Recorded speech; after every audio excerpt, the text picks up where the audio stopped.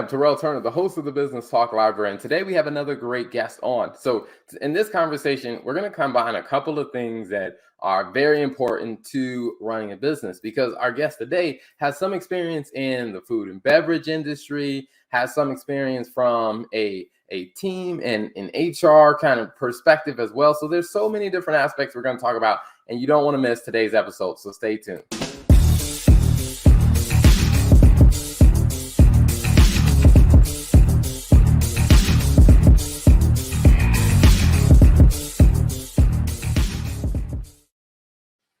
So without further ado, let me bring in my guest, Norm Randall. Welcome to the show, Norm.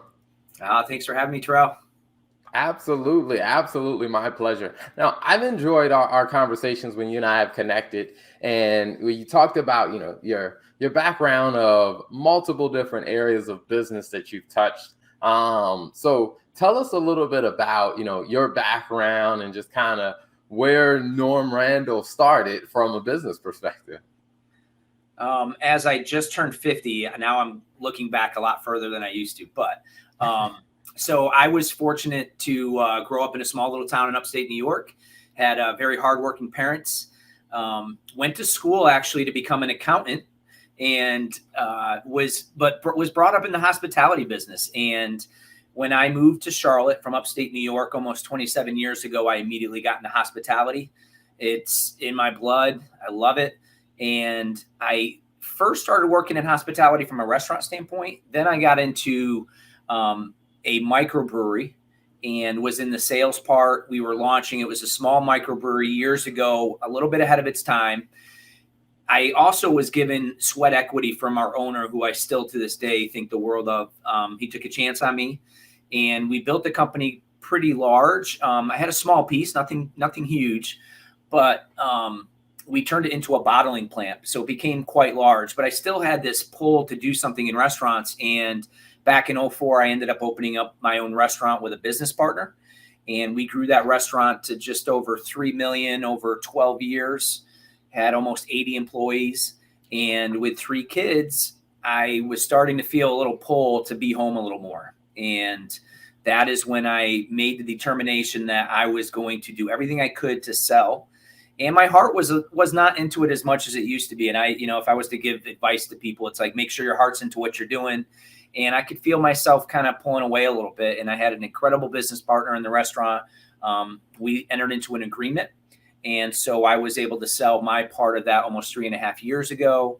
I also started a food and beverage management company that is still operating, but I'm very just advisory. And most recently started with a company called Inspirity almost just over 2 years ago. Nice. Quite the rich history. I mean, it's one of those things that I've learned in talking to so many restaurant owners. Is like being in the restaurant business. One is you don't appreciate all that goes into it until you actually do it yourself. But there's so many aspects of like the restaurant business where like you're so close to your customers. I mean, you're having to think through supply chain. I mean, and it's all these different constraints. What was that, that process like for you learning the business side of the restaurant? The business side was, what was really funny is my business partner was in restaurants and had owned other restaurants and always seemed to be in front of people. And my background with a little bit of accounting background and business ownership, I was kind of sliding in as the admin guy, and I would kind of be behind the scenes. And within the first few weeks, we realized we were both in the wrong roles. I needed to be in front of people, and he needed to be behind the scenes. And so, but what was great about that is we always had this yin and yang. And I laugh sometimes because he was a business partner, but it was like a marriage. So number one was, learning to get along. We got along great. And even to this day, we are very close. I actually just had lunch with him yesterday, and he's still doing very well. But from a business standpoint, you're right. Like, I think there's a misnomer about restaurants sometimes as being, I don't know, some maybe smaller restaurants, they kind of fly by the seat of their pants. They're just making decisions. There's no clear-cut strategy. And we were a little different maybe, or more corporate. Even though we were an individual, independently owned restaurant, we took somewhat of a corporate approach to it to make sure we were doing the right things, whether it was compliance, the right training, hiring the right people, making sure that we provided the right benefits, or just being good leaders. And I'll never forget probably 2 or 3 years into the business, my father-in-law had some great advice. And he said, you're not really in the restaurant business. You know that, right? And I'm like, my father-in-law told me a lot of stories. He was an author, so he's always giving me stories. I kind of like rolled my eyes. And I'm like, okay, well, what am I doing? He said, you're in the leadership training business is what you are. The better you can train leaders and managers to be better people, to be the best part of themselves, the more successful you will be as a restaurant owner. And I kind of blew it off. I won't lie. I kind of said, okay. It was probably a couple of years after that where it all really started to make sense. Was we weren't going to be successful if the people we were hiring weren't successful themselves. And I really dove into John Maxwell's 5 levels of leadership and started training our managers into that. And I actually saw a switch. It really became this like culture identifier. We started getting a little bit more successful and things were getting busier. And you mentioned, chain and supply and distributors and everybody we're dealing with. And then you've got compliance and you've got food safety and liability with alcohol. So there's all moving parts. But the biggest thing that I always came away with was making sure we were hiring the right people and training them the right way to be, almost like the old Boy Scouts is leave things better than you found them. It was always that case with people. So, that would be one of the main things I took away from the restaurant part. And then if you got into the operations part, there's so much to learn in there. I could, I always go back to the toothpaste effect of making sure we didn't buy everything we had and put it in front of the employees because they'd use it all in a day. But if we provided just a little bit and locked everything else up, they'd feel like they can only use a little bit. So, yeah. It's always very interesting when you start, like I said, learning those things about, business isn't just, like I said, the numbers that you see on the paper or your product, but when you really start blending in that human element, there are so many factors to think through. And something you brought up about, with the leadership and learning the leadership and how, like I said, at first you kind of blew it off. I'm curious as to, any thoughts on, why it kind of takes us a little while to realize like, hey, this business does require me to grow as a leader and to really actually help grow and help my people develop, because that's something that I've heard a lot of business owners say is that aspect of it was something that took them a little while to realize like, hey, I need to invest more time here. Yeah. Maturity was a big one, and recognizing what I could do and what I couldn't, what worked and what didn't, and probably, letting go of feeling I could do everything and I'm in control. And, I'm a person who knows who's in control. It's not me. And I really kind of leaned into that. And also it took a partner who was on the same level. He got it too. We kind of had like these moments where like, that's it. That's what we need to start working on. And it really was a maturity, but it also was, you're starting this new business, a restaurant to be, and it was, I'm not going to lie, the first 2 or 3 years were hard. I mean, they were hard hours. They were hard days. They were hard weeks, hard months, hard years.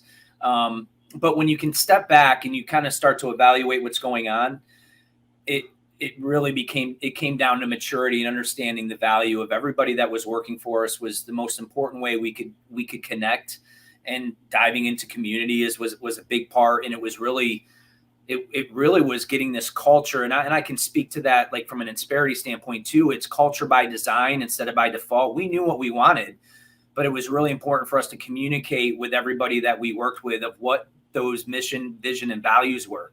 Because if we weren't communicating that, then everybody was just kind of doing their own thing, and it wasn't the culture we were happy with. And I won't lie, those first 3 years were, when you look back, it was like, wow, I wish we did this a little differently day one. Maybe we would have been more successful earlier. But yeah, that a lot of reflection and a lot of maturity. Gotcha. Understandable. So tell us a little bit more about, Insperity and, what your role is there, and kind of what are some of the problems that you're solving for your clients? Well, with Insperity, I will tell you, day one with Insperity is culture driven.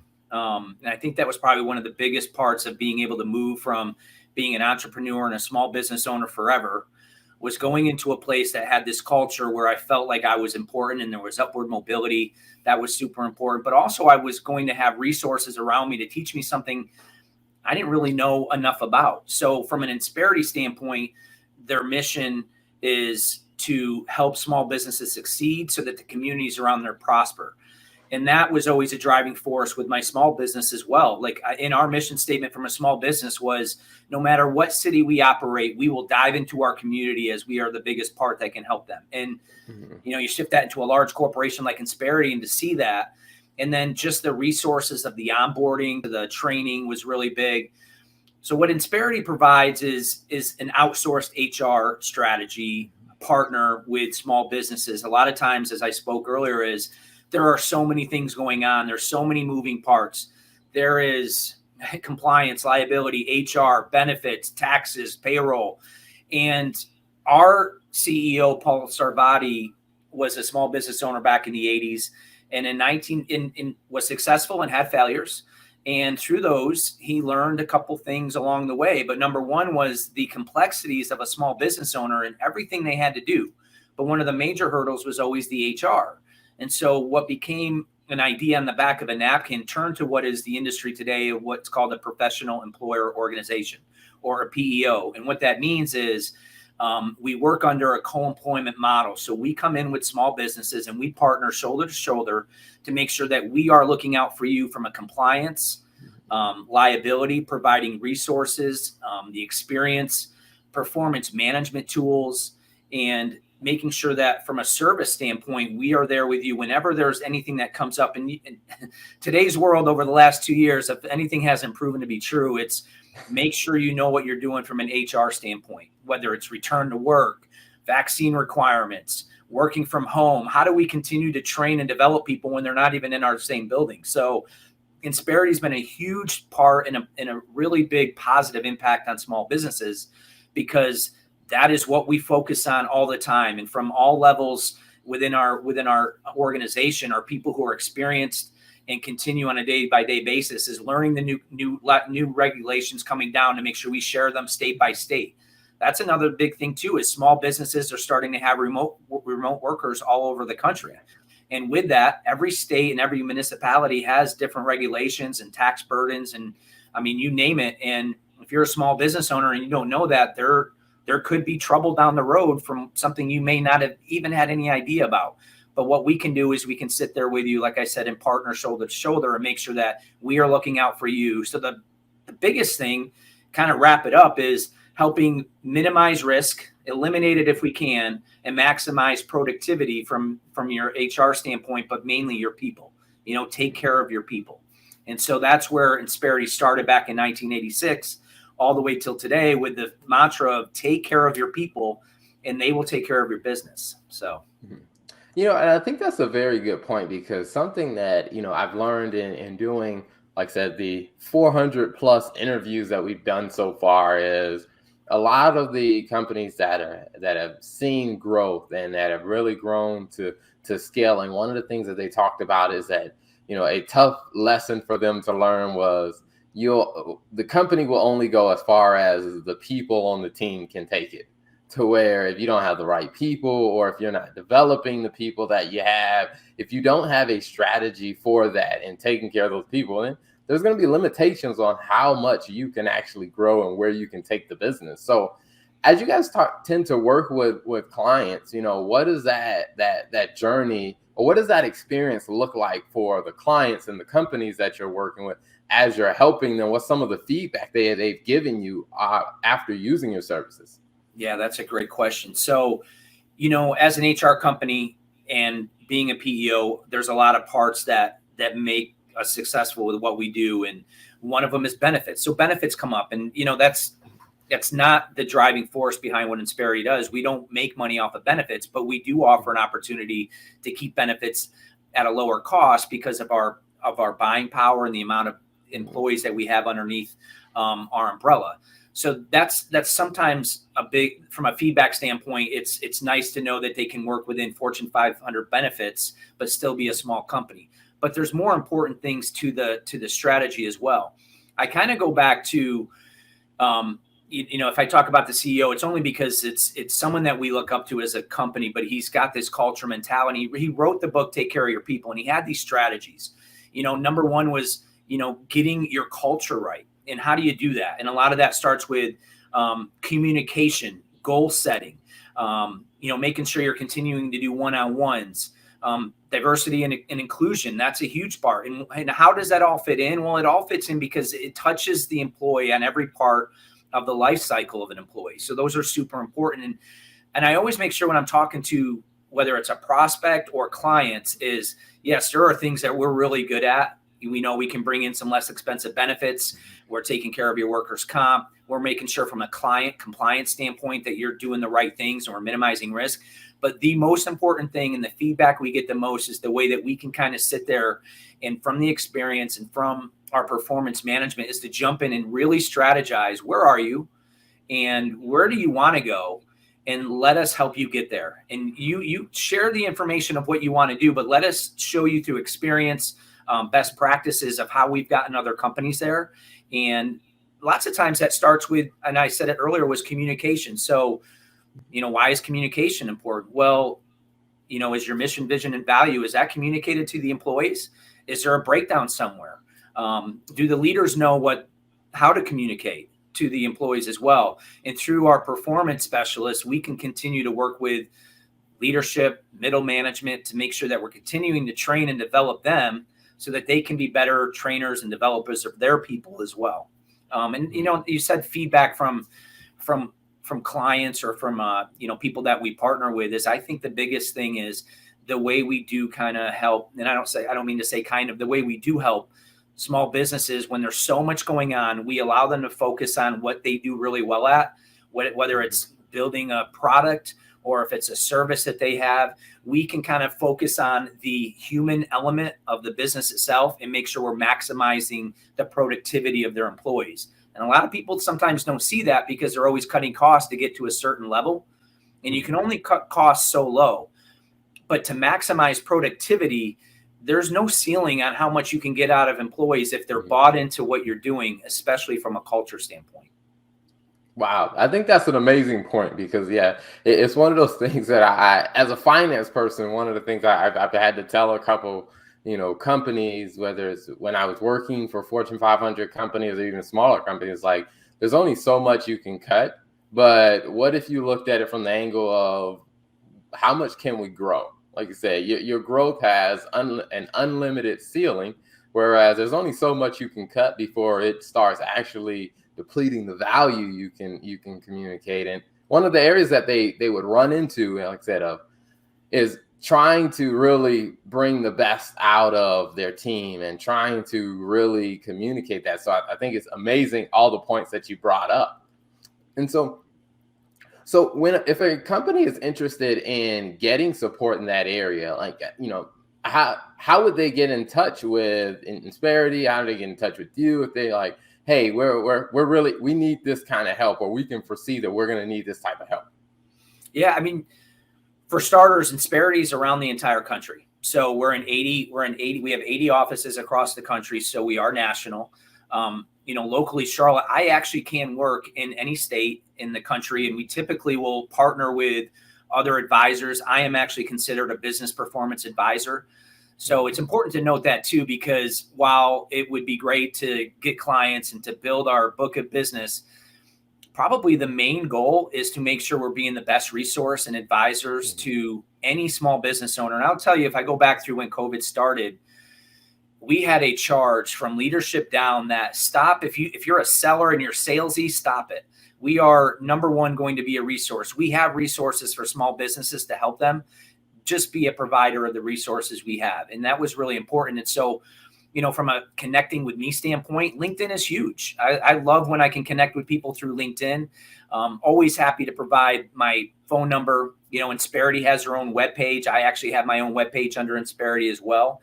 But LinkedIn is a great way to. Oh, there we go. Yes.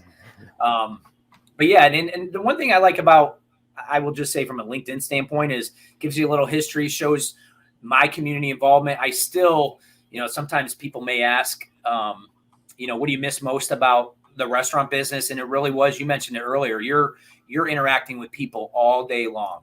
I miss that part because it was a big part of what made me who I was and what I love and kind of runs through my blood is being able to work with people. but I'm also now in a position where I think I can help people maybe a little more in that sense as well. Awesome. I love it. I love it. Well, before we wrap up, one question I always I love asking every guest that comes on is when you think about the history of where you've been and you think about kind of what's gone into your journey and you think about where you are now, what is 2 pieces of advice that you would leave with business owners? And it can be something that you reiterate, something you've already said, or it can be something new. Oh, I love it. Well, I guess number 1 would be, don't be too proud to ask for help. I say that because I think my first few years as a restaurant owner, I felt I knew it all. And it took me a little time to recognize that I did not have all the answers. And when I started asking for help, most people are very happy to help you. I'd say that, like, I think if I called you and said, Terrell, I really need some help, you'd probably say, Norm, what do you need? I'd help you. And I learned that if I could just ask, and I needed to get over my pride to ask people, don't be afraid to ask for help and to outsource things that you aren't great at. It's important to do that. Number 2, I'd say, and I think I mentioned it earlier, love what you do and, give it everything you got, because if that starts to waver, I mean, look at sports or athletes, they tell you when they finally feel like it's enough, it's time to walk away. And while the restaurant business was really hard to walk away from, there was a part of me that was just, I could tell my heart wasn't in it as much as it was. Now I have this opportunity. I love what I do now. I absolutely do. I feel like energy by being able to help. I don't have this, hey, Norm, you better go call 100 people today. It's not that. It's like, who have you helped today is really the question I get from my immediate supervisor on a regular basis. Who have we helped today? So those would be my 2 things. Make sure you're not too proud to ask for help and love what you do. Awesome. I love it. Well, Norm, thank you so much for being an amazing guest on the show. Thank you for having me, Terrell. I really appreciate it. Thank you for tuning in to the Business Talk Library. If you like our content, be sure to follow us on social media. And if you want to see more of our exclusive content, you can subscribe and become a member on patreon.com/Business Talk Library. Hey, the Business Talk Library is the place where business makes sense.